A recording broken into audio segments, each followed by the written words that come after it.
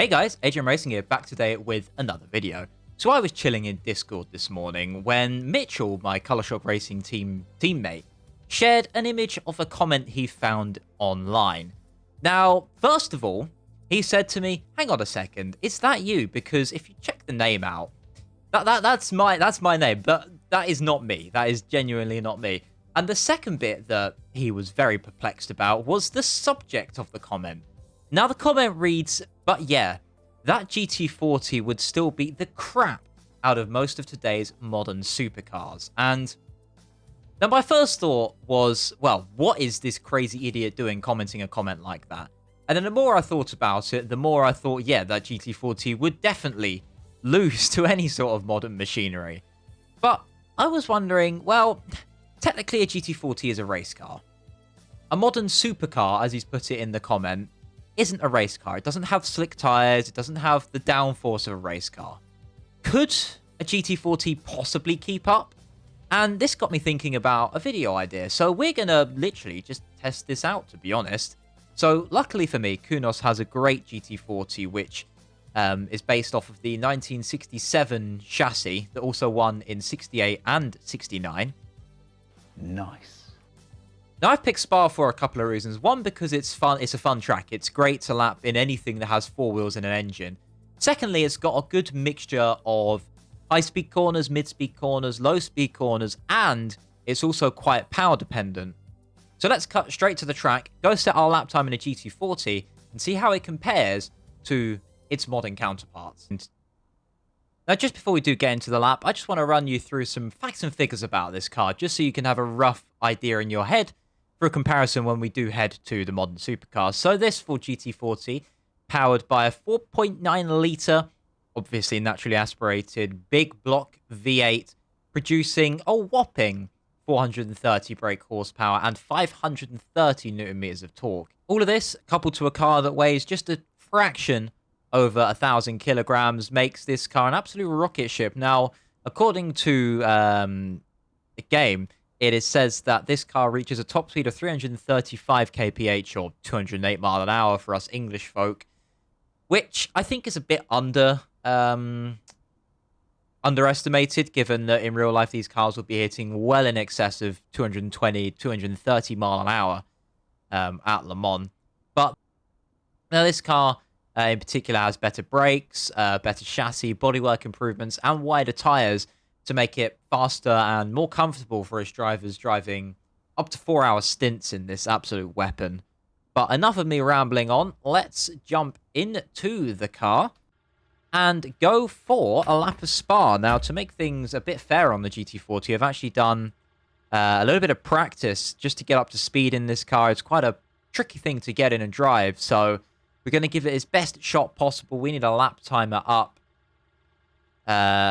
on the screen as well. So let's jump in and see what we can do here around Spa. All right, let's see what we can do here for a flying lap around Spa. So lap timer up in the top left corner of your screen. Hearing that echoing around the grandstands there. This V8 sounds absolutely glorious. Well, it may not be as fast, or we don't know yet. Certainly looks just as beautiful and certainly sounds just as good as anything that a modern car can produce. And now plummet down towards Eau Rouge. We're going to have to brake down a gear, down to third gear. Ease it through, ease it through. Come on, back on the power nice and early. See the car twitch around all over the place. Oh my God, we are all over the shop. But finally, we can unleash that full power. And now up the speed we go, up to the gears. Fourth gear, up to fifth. Just watch the speed climb, 240, 250 almost before we have to hit the brakes hard. Hill dying down to second gear for the run into Les Combes. Got to ease it through, a little bit of left foot braking. Just trying to pitch the car back to the left. Got to run too wide, lots of understeer in this car. Got to treat the understeer aggressively with a big old boot full of throttle. And now down into the hairpin at Malmedy, second gear, just ease it through. You feel like you want to go first, but you just get way too much wheel spin on the exit. This car's definitely torquey enough. Just four-wheel slided out of there into no name. Again, left foot braking. It's an early on the throttle car, dancing around all over the place. They said they made it more comfortable for 4-hour stints. I definitely wouldn't say this is comfortable as we head down into Puon. Probably take it in third, to be honest. Take third nice and early on the exit. There's actually a pretty decent run.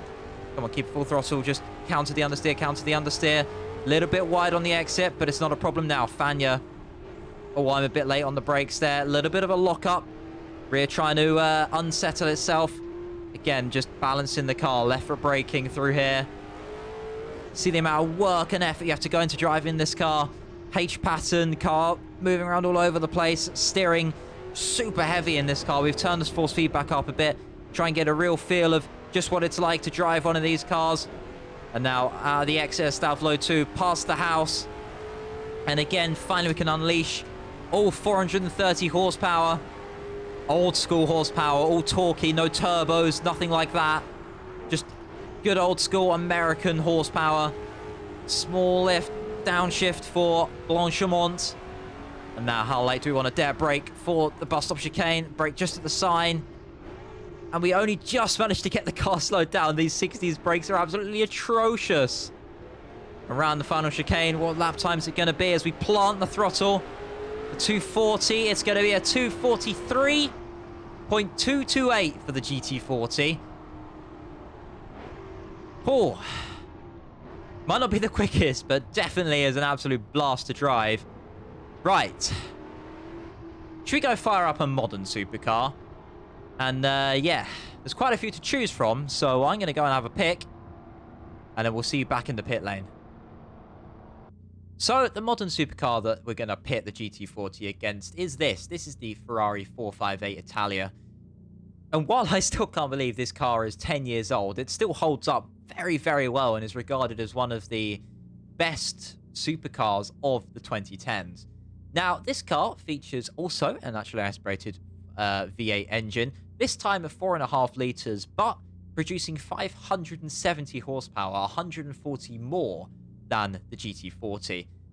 And while it does have that much more power, it only has 10 more newton meters of torque. This car also weighs 500 kilograms more than the GT40, weighing in at 1,573 of Italy's finest kilograms. Now, this car also has a top speed slightly less at 202 mile an hour or 325 kph.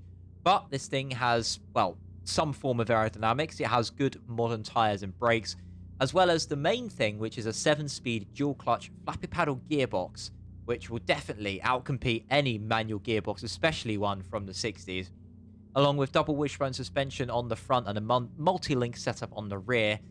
This thing's going to be, I reckon, a lot quicker. Now, so the lap time to beat is a 2-minute 43.228. I'm going to guess it's going to be anywhere in the region of a 2:35. So we're going to jump on, do our outlap, and yeah, let's see what we can do, shall we? All right, here we go. Ferrari 458, hot lap of Spa. God, this thing sounds good. While also being a V8, sounds completely different European versus American V8s. Absolute big differences. Right, up to La Source, braking hard, down to second gear. We've got the traction control turned down just enough to allow a little bit of slip, but not enough to let the car go absolutely loose, because I could have just turned it off and gone big balls, but modern supercars use the traction control to their advantage, and that's what we're trying to test. So got to use all the features that a modern car has, and already you can feel the car so much quicker, so much grippier there through Eau Rouge and Radion, and now up the Camel Straight we go, past the DRS sign. No DRS in this car, but already now we're hitting the GT40's top speed, and we're still pulling. We're still pulling, braking so much later as well. Please stop for the corner. Actually, we could have probably braked a little bit later, down to third gear. Turn it in for left leg com. Just easing on the throttle, a little bit of left foot braking through here. Of course, no gears having to deal with, no heel toe, no clutch, just straight up pulling a paddle. As boring as that may be, car's so much quicker when you do it like this. Third gear, run it through Malmedy, and then back on the throttle nice and early. Car, I love modern supercars. I love drifting modern supercars. Like Jeremy Clarkson hammering one around the Top Gear test track when you drift a car like this. Well, not particularly fast. It is bloody fun. Now down into Puon again, chuck it down. Track falls away from you, got to watch the understeer on the exit. Or car dancing around all over the place. And now back on the throttle again, a little bit wide, but we won't widen the GT40 as well. up to Leifania. This lap is definitely going to smash the absolute living crap out of that GT40. Car just so much more planted, so much more direct. That initial turn, and you don't have to wait half a century for it to happen. Stavlo 1, again, third gear. Run it in, back on the throttle, trying to get too much understeer. Here the tyres scrambling for grip on exit there. Again, small lift for Stavlo 2. Now plant that throttle. There we go, rev it all the way out. 9,000 RPM. God, you gotta love Italian engineering. Maybe unreliable, but God, it sounds good and does it bloody look beautiful. 458's got to be one of my most favourite modern supercars. Come on, turn it in to Blanchimont. Again, brake, downshift, back on the power again. Sixth gear, brake just at this white line for the bus stop chicane. In fact, could probably have braked a bit later than that. These brakes are very, very good. Oh, car, little bit of a wheel spin out of there, and now out of the final corner. It's 242 to beat, 243 to beat. What's it going to be? A 239.487. So, 3 seconds, sorry, well, just over 3 seconds, 4 seconds faster than the GT40. Not actually as big of a gap as I thought it would be, to be honest, but I definitely knew that GT40 wasn't going to beat, so whoever that Andrew M. imposter is, genuinely isn't me. You're wrong, mate. A GT40 would not beat the hell out of any modern supercar, and the modern supercar that just beat the hell out of that is 10 years old. Yeah. But now I'm curious. That obviously GT40 was a race car from the late 60s. How would it compare to a modern race car that would race in the same class? Basically, a GTE car. Now, luckily for me, a Assetto Corsa has some GTE cars. So we're going to do a quick lap in that just to see what a modern equivalent of the race car would do. And I reckon that both the 243 and the 239 is going to get completely smashed out of the universe, to be honest. So I think we're going to find ourselves, again, another country to get a car from and go get ourselves a cheeky little flat six. You know what's coming. So this is the most modern GTE car that I could find for Assetto Corsa. This is URD's GTE 911 RSR. So power-wise, we're running about the same, to be honest, as that 458 at 550 horsepower. And a lot less torque, actually. Only 495 of the pesky Newton meters. Weighing in at 1,240 kilograms. We're about a midpoint between the GT40 and the Ferrari 458. However, this car has tons of downforce, slick tires, race car brakes, race car transmission, race car suspension, and it's just gonna, well, anyone who thinks that this would be beaten by a GT40 definitely needs a good whack to their head, to be honest.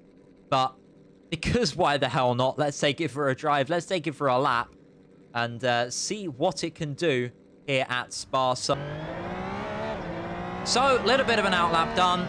Let's go see what we can do here in this RSR. We should be aiming for, I think, around the 2 minute 15, 2 minute 20 mark.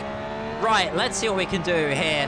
How late do we dare brake full our sauce? We're going to be braking here in the 458, here in the GT40. So much later and so much more confidence carried on the brakes, and then straight on the throttle again, up through the gears we go. Second gear, third gear, fourth gear, plummeting down towards the Rouge we go. Already, there's the GT40's top speed, and we haven't even hit the corner yet, and we are completely flat. Despite missing the apex by a country mile, we are still completely flat through Radeon. And now up the Kemmel Straight we go. There's 250, there's 260, there's the 458's top speed.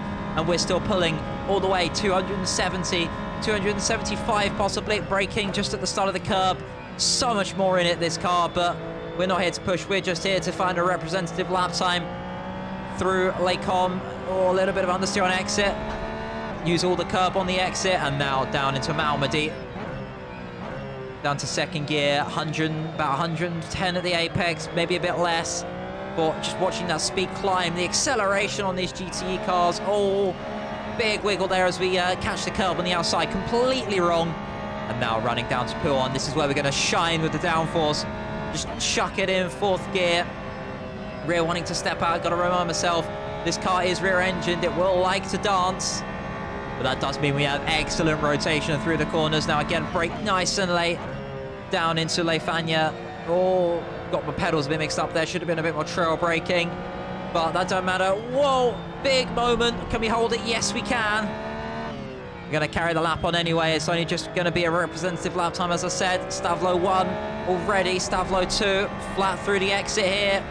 Yes, we are. And now we get to unleash all 530 horsepower from that glorious flat 6. Our 911 RSR, you are the best sounding modern race car ever made. Absolutely no question about it. We flat through Blanchimont, easily flat through Blanchimont at 20 k's higher than the GT40's top speed up the Kemmel Straight. And braking so much later, no ABS in this car, easy to snag a wheel. We managed to make it through in one piece. Just one more corner to go, plant the throttle on exit, downshift. What's it gonna be? Well into the 260, 216.948. That was a slow lap as well. Probably well into the 213s, 212s, to be honest. I think this car would be capable of, but absolutely smashing the 458 by what?